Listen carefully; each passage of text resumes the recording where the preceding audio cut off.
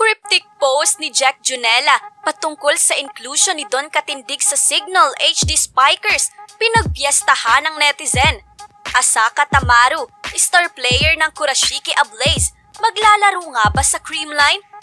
Ivy Lacsina, mabenta, pinag-aagawan ng 4 na team.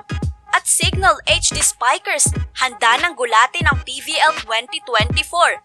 Creamline, dapat na bang kabahan? Ito ang mga viral topic ngayon at atin itong pag-uusapan. Mukhang mapapaaga ang pagdating ni reigning Best Outside Spiker PVL Invitational na si Asaka Tamaru matapos mag-post ito sa kanyang IG account at itag pa mismo ang IG account ng PVL. Can I also play as a player on the PVL team? After mag-viral ng post ay nag-comment pa ito sa IG post ni Eliza Valdez. And I quote, "Is it possible for me to play Creamline?" Mukhang mapapaaga ang arrival ni Asaka sa PVL bago ang inaabangang title defense ng Kurashiki sa Invitational ay sa reinforce muna masisilayan ng star player ng Ablaze.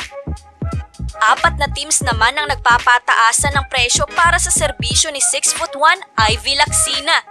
Ayon sa Twitter post ni Enchanting Star Mother Lily Yu, and I quote, "4 teams ang kumukuha kay Ibyang.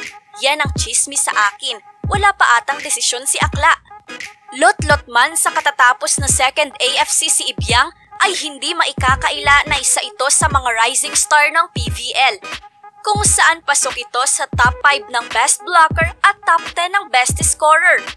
Bukod dyan, ay multi-position ang kayang i-offer ni Ibyang sa bagong team. Middle blocker, open spiker, opposite spiker, lahat yan yakang-yaka. Sa ngayon ay bisibisihan si Ibyang sa Dubai. Abangan na lang ang kanyang pagbabalik para sa pasabog na kumpirmasyon. Kaninong team ka kaya mapupunta, Ibyang? Gulatin mo kami sa iyong pagbabalik. Nagtrend naman sa Twitter ang hashtag Signal sa 3 magkakaibang mga rason.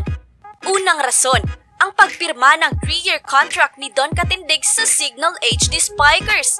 Pumirma ng 3 taon na kontrata si Katindig sa HD Spikers matapos ma-disband ang former team nito na F2 Logistics. And I quote, "I'm happy and honored to be able to join a stable and long-time volleyball club such as the Signal HD Spikers. Coach Shaq has also been my coach in several national team stints. So I think it will be easy to adapt to the team as I already know his system from before." Ito ang unang beses na lalabas si Don sa kanyang comfort zone. Unang beses na lalayo sa sistema ni Coach Ramil De Jesus.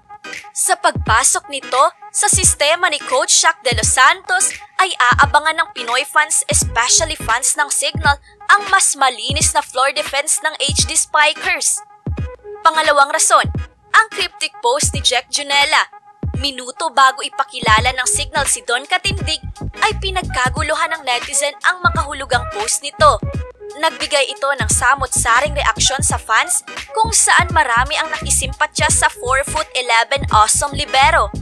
Naghihimutok pa nga ang isang fan kung saan hindi ito makapaniwala sa pagbaliwala kay Jack. Isa si Jack sa orihinal na manlalaro ng Signal HD Spikers. Kaya masakit sa mga taga-suporta nito na ganito itrato ang itinuturing bilang pioneer. Ayon naman sa isang reliable source, ay nakakontrata pa raw si Jack hanggang mid-year 2024. Sa pagpasok ng reinforced conference ay 4 na libero ang ibabandera ng Signal. Ito ay sina Bia General na siyang pinakaginamit last conference, Angela Nunag, Jack Junella at Don Makandili Katindig. Ikaw ka, Spike, sino ang starting libero mo? Ikatlong rason, sa pagpasok ni Don Katindig sa lungga ng Signal ay bitbit nito ang mga tropang sina Kim Kiana D at Majoy Baron. Alam naman ng lahat ng may mother team at may tungkulin si Jovelyn Gonzaga sa Army, kaya best fit for Signal si 5'11" Kim Kiana D.